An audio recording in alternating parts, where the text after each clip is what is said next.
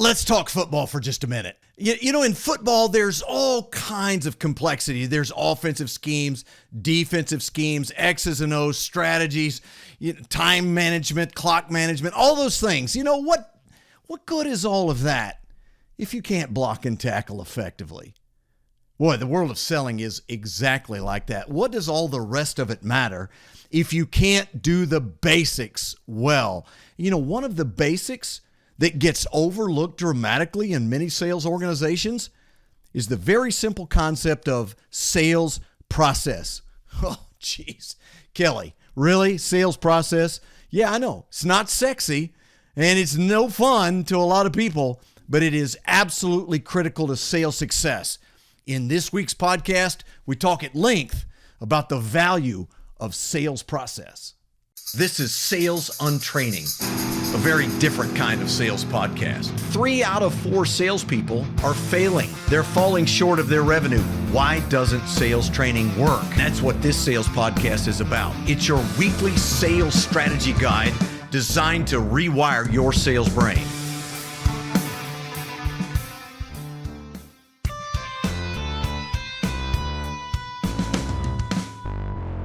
Why is sales process so important? A great question. And as you know, because you've only been in the business 18 years, so you're still figuring it out. Right. As you know, it doesn't matter what we teach salespeople to do. If it isn't grounded in a process that's been time tested and proven, that doesn't build on itself to get the right outcomes, then they're winging it. The difference between winging it and owning it is sales process. That's the anchor that makes things work. I think that's interesting because you talk to sales people, what's your sales process? Or they look at you like, what do you mean? Well, do you have a process that you go through? Well, I mean, identify an opportunity. I either get an inbound lead or make a call, rarely. Cold call, rarely, but I'm prospecting, rarely. But anyway, I've got an opportunity. And so I go call on them and find out what they need and start selling. And, and then I do follow-ups, and then eventually we, close 1 in 6, 7, 8, 9, 10. Isn't that a good sales process? What would your answer to that be? Well, since that's the best you have, it's your good sales process. But if we compare it to best practices, there's nothing there. It's hollow. You're winging it. You're winging it the same way each time, but you're winging it. Exactly. You've got a process. It's just not a good one. And, before we help a company, I'm sure you do it similarly. Before we help a company build a best practices sales process, we review what they're already doing. So we capture the best of what everybody on the team is doing, and then we marry it with a best practices process, and we get their steps into the right stages and then supplement with what's missing. And then I think the most important 2 pieces of a successful sales process are, 1, sequencing it so that the right milestones occur in the right order, so the process builds on itself, and that there's a scorecard created with it so that every opportunity gets an objective score showing the likelihood that the company can win the business. Yeah, there's 2 pieces of gold nuggets for you if you're listening or watching Sales Untraining. The idea of sequence is everything. And so many times what I see, Dave, is somebody gets a lead. The first thing they want to do before they do certain important steps in the process, they just want to run out and start selling, right? They want to get in front of somebody, get a product out, and start really, wowing them with their knowledge. And when you get that out of sequence, then it really torpedoes the entire process. The best example of that is software companies, right? They've got people calling to arrange for demos. The very first interaction is going to be a demo. So they do their demo, and then the wrong person, which is the one they got the demo with, says, oh, that's nice. So we have a prospect who thinks it's nice to have. Not today. There's no urgency. Maybe not ever, but yeah, it's nice. But there's nothing compelling them to get a decision maker engaged. There's nothing compelling them to get money authorized. So that's the opportunity that just sits in the pipeline and doesn't go anywhere. And then the CEO calls you or calls me and says, we have a problem with our pipeline. We're not converting opportunities. Our salespeople can't close. And that's when we say, yeah, I don't think it's a closing problem. Nice.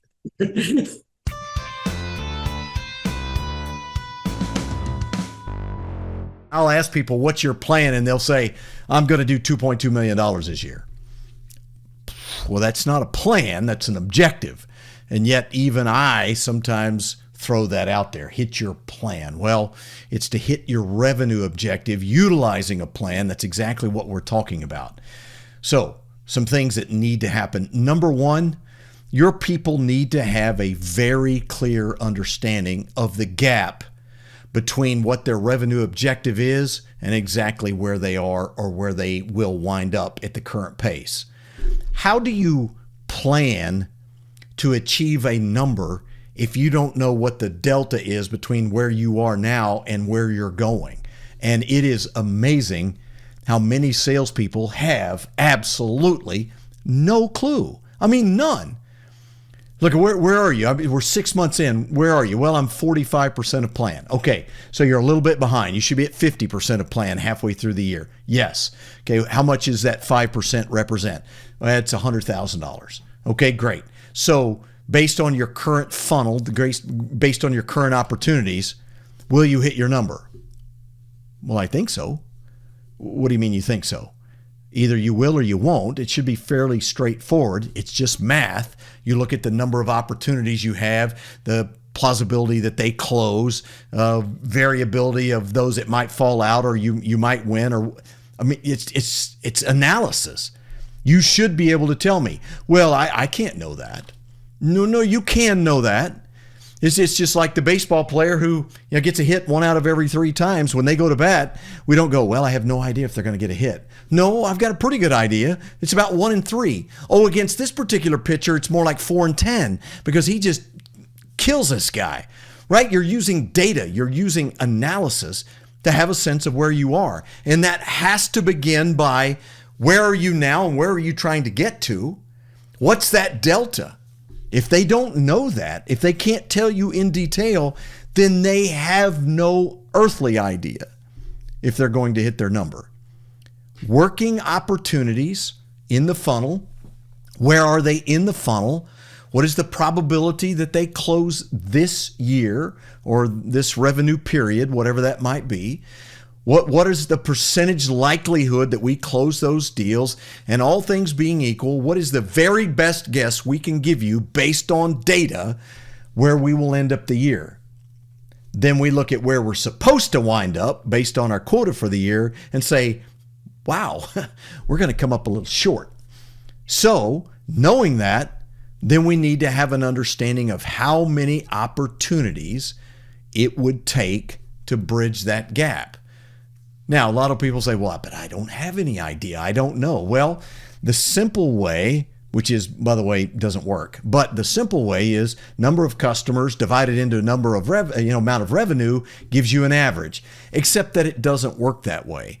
I don't want to go out and intentionally pursue small, medium-sized deals. I want to pursue those kinds of deals that fall somewhere firmly in the middle. I need to know what that revenue average looks like per customer. And once I have that, then it's easy math.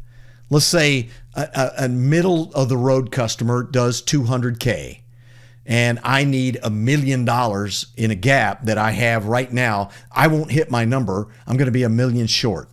And I need 5 $200,000 customers. The question is simple.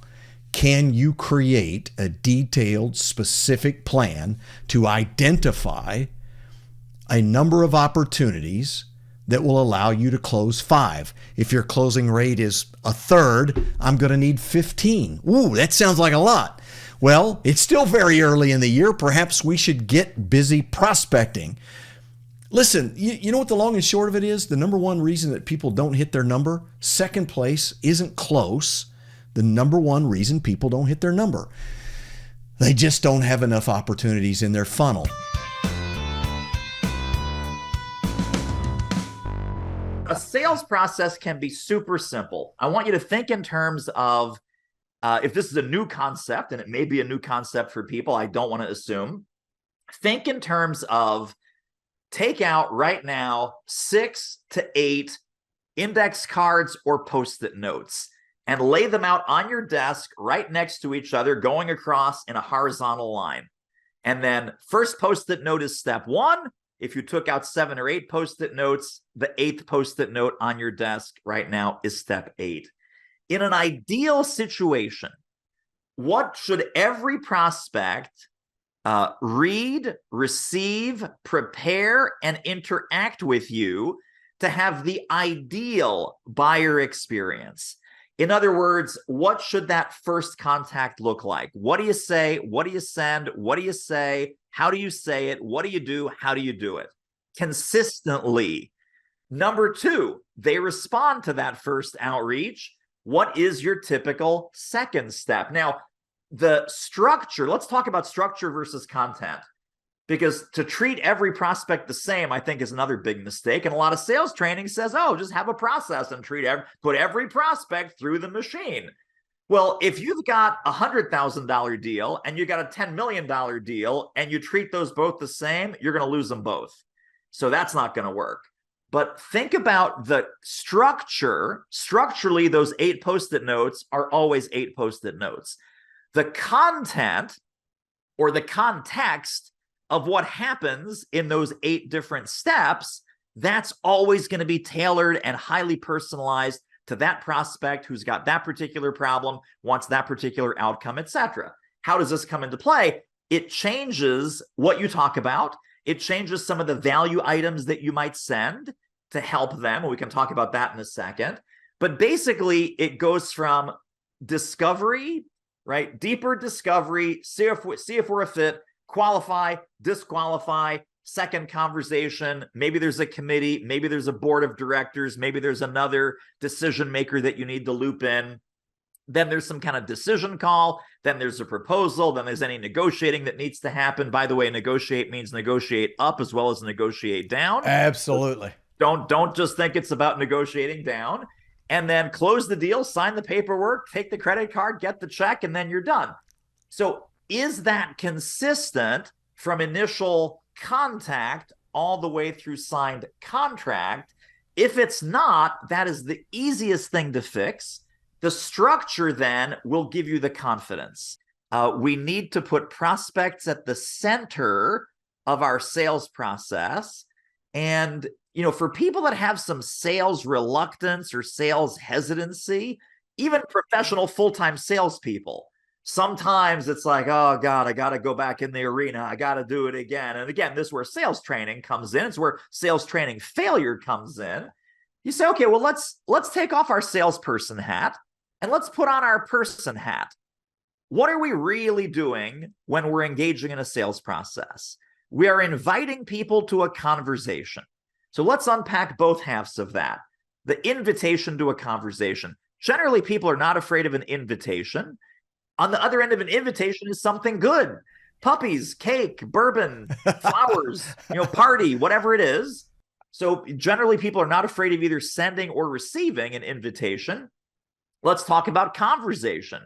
Conversation is where we get to meet new people, exchange ideas, learn new things, perhaps establish new friendships. Some of those friendships might be commercialized. Some of those friendships might simply lead to a referral, an introduction, a joint venture, a partnership down the road, or, hey, you want to be my kid's godfather. It could be anything on that spectrum. So When we say conversation, people are generally not afraid of conversations.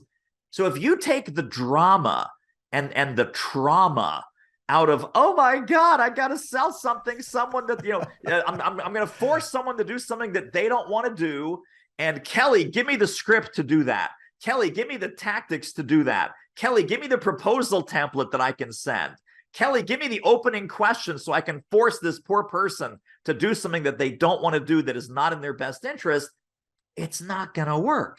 Invitation to a conversation, that's refreshing. That takes all the pressure off you. It takes all the pressure off your prospect.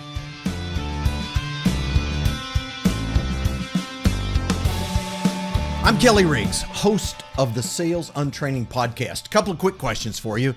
Do you hire salespeople? Is sales turnover far too high in your organization?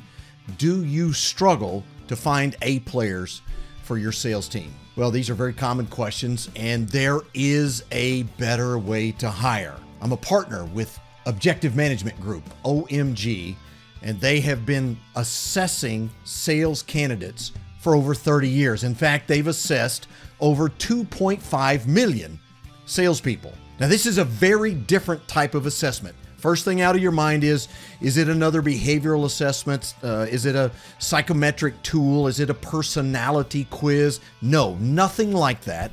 It is based on 21 very specific sales competencies. And you need to listen to this. This is crazy. It is 91% predictive of sales performance. That's right, 91% predictive. You can't even make a claim like that without the science behind it. Listen, if you struggle to find the right people, or if you just need a lot more help in the hiring process and making sure you're getting in front of the right people to hire, please email me, kelly@bizlockerroom.com. Oh, by the way, and you can absolutely try it for free, and it has a guarantee. kelly@bizlockerroom.com. Back to the show.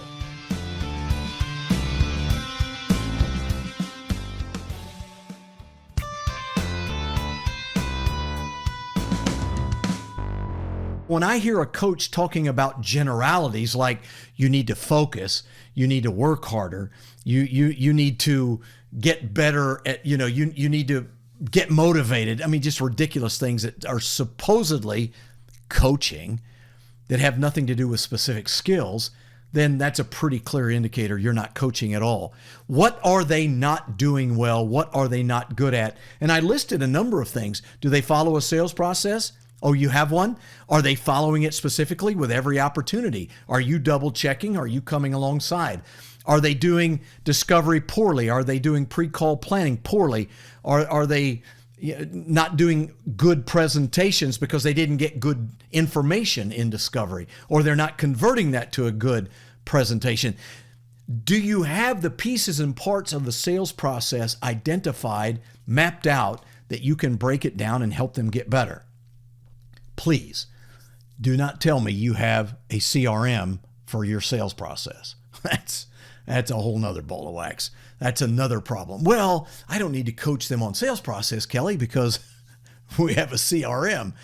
Yikes, that could be a problem, right? So specific selling skills like sales process, doing discovery. Have you role-played discovery? Have you observed them in a sales call asking questions? Is it an interrogation?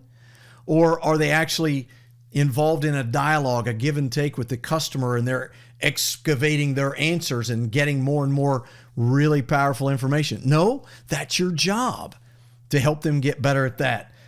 Are you helping them reach decision makers, showing them how that works, what they need to do, how to come in at the C-suite level if that's necessary, at the managerial level if that's necessary?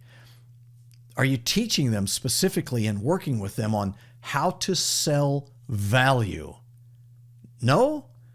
I mean, you can't just say, listen, you need to learn to sell value. You need to sell our value, Mr. Salesperson.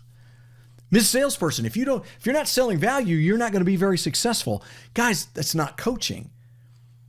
It's not. That's back to one. These two things intersect. I can be directive, tell you what to do, and not actually show you, work with you, help you practice. Or I can talk in big, broad generalities and never get down to specific skills.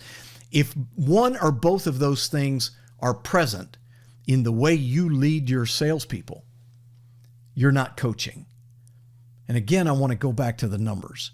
When you become a successful, effective sales coach, when you can help people get better at what they do, number one, you'll never have problems getting a job. Number two, you'll find it a lot easier to get talent because A, players want to be coached and taught and developed.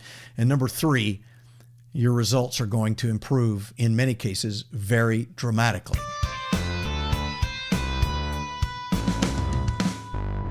What are 2 or 3 of the competencies, the skills, the things that set them apart that sales managers need to look for and need to exploit and develop? That's a great question, because that top 5% is significantly better at just about everything across the spectrum. Of course, right. You know, if we just look at those 21 sales core competencies that we were talking about in the first segment, they're better at all of them, a lot better. But if we identify 4 where they rock and roll compared to everybody else, Like off the chart different, right? Off the chart difference. Okay. You know, like comparing an average score of 95 to an average score of 5. Wow. You know, like 2,000%. Right. What one is their thinking, their belief system.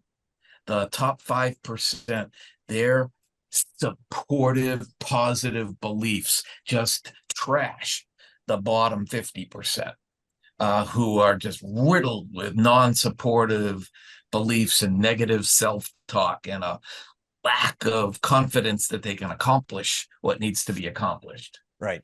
Their sales DNA, the combination of strengths that supports sales process and sales methodology and sales strategy and sales tactics, just dwarfs the sales DNA of lesser salespeople. But if we look at some tactical things, there is a huge difference between the percentage of the top 5% that reach decision makers. Oh, yeah. They're having conversations with decision makers, and they're having consultative conversations with decision makers where they can provide value to those decision makers. And if you look at just those 3 things and compare it to almost everybody else, those folks are content to talk to whoever will talk to them. And because it's not as important to those people, their conversations are more transactional. And there is no value. It's not possible to provide value in a transactional conversation with the wrong person. And that's why all their opportunities get stuck in the pipeline and don't move through the cycle and through the process to closure. And then the most surprising difference of all, you'd think that the best salespeople in the world all have teams of appointment setters scheduling their meetings for them so that they don't have to waste time picking up the phone and making calls. But the reality is the top 5% are stronger at hunting than anybody in the overall sales population. And they don't want to follow up on somebody else's scheduled meetings. A waste of time to them would be showing up to meeting with somebody that wasn't properly vetted and properly qualified. They want to do their own vetting and qualifying. They want to make sure that if they're going on a meeting, they know exactly who they're meeting with, why they're meeting with them, and that person wants to meet with them.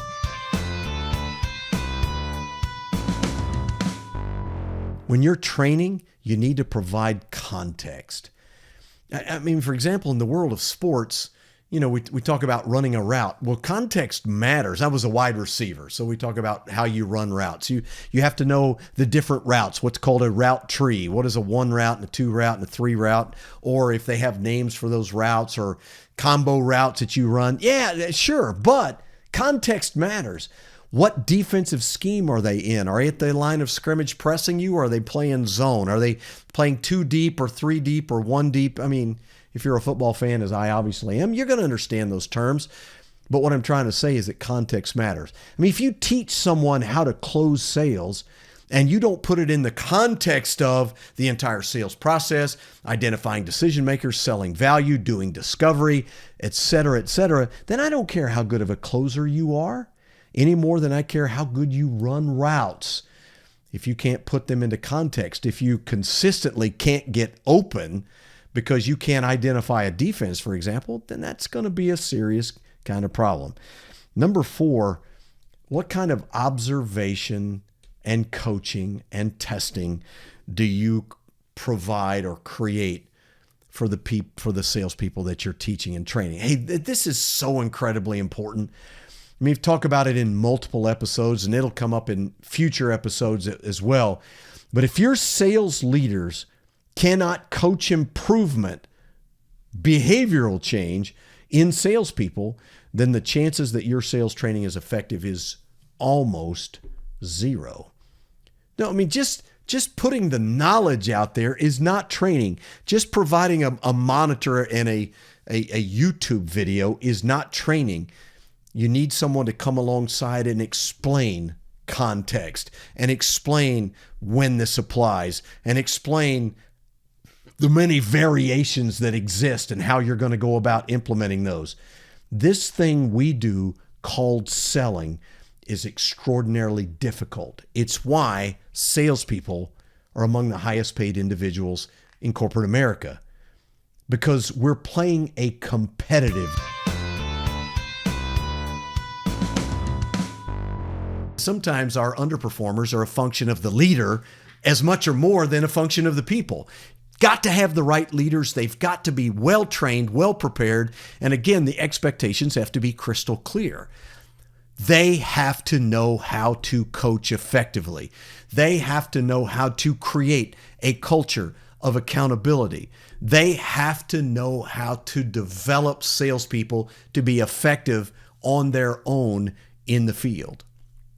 That's a lot of skills that have to be developed, because mark my words and mark this part of the podcast, being a great salesperson and a great sales leader are two completely different skill sets. They're different. And yet how many sales leaders taken from the field because they're great in the field and moved into sales leadership are adequately assessed and prepared to be great as sales leaders? It's a very low number, unfortunately. Well, number 3, you've got the right people, you've got the right leader, you've got to have bulletproof processes. I mean, you've got to have bulletproof processes, and they've got to be processes. Edward Deming famously said, if you can't tell me what you're doing as a process, you don't know what you're doing. So many sales leaders they're just winging it, I don't even blame them. They've got to learn what that looks like, but you need a sales process that's well understood, well communicated. By the way, when I said sales process, I did not say CRM. So many companies substitute CRM for sales process. Wrong. Absolutely wrong. You have to have a process that's very well understood and practiced, that you can troubleshoot, you can teach, you can coach, you can replicate over and over. That's what creates success long term. Not only a sales process, but a sales planning process. Underlying all of this is a tremendous amount of communication that the leader has to create and use in order to create that culture of accountability to those bulletproof processes. Without accountability, it doesn't mean anything.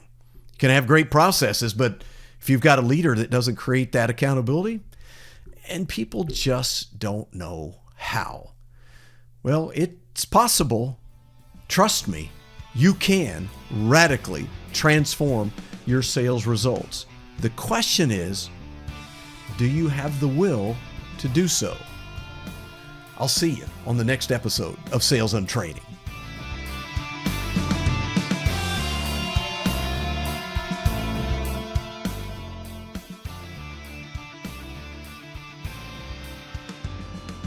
Sales Untraining is a production of Business Locker Room and Pod About It Productions. Music and editing by Doug Branson. To get more Kelly, visit bizlockerroom.com.